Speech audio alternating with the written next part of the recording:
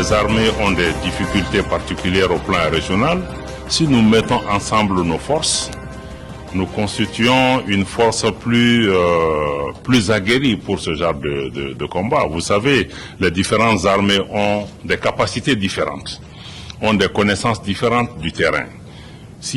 D'abord, je crois qu'il faut reconnaître que chaque pays doit lutter contre le terrorisme chez lui, développer les capacités pour défendre ses frontières, développer les moyens pour pouvoir protéger sa population.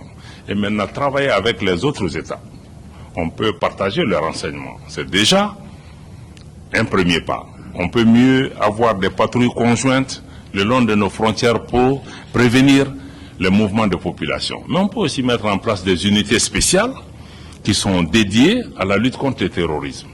Mais ce qui est important, malgré la faiblesse de nos moyens, nos États investissent beaucoup. Des pays comme le Tchad ou d'autres aujourd'hui divertissent beaucoup de ressources qui auraient pu être investies dans le développement, qui mettent aujourd'hui dans l'armée.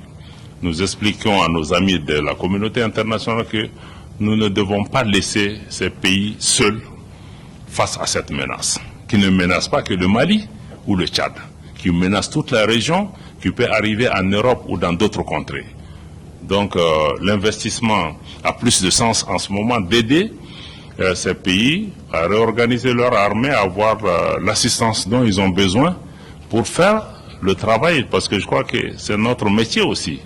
Hein, c'est notre vocation de défendre nos pays, nous le ferons. Nous n'avons pas tous les moyens, mais nous n'attendrons pas que les autres viennent pour ça. Mais ils doivent aussi comprendre que s'ils ne viennent pas, la menace va nous dépasser et arriver chez eux. Et nous le voyons sur la question de migration, nous le voyons sur beaucoup d'autres questions qu'on n'a pas pu contenir à temps. Et aujourd'hui, le prix à payer est beaucoup plus élevé.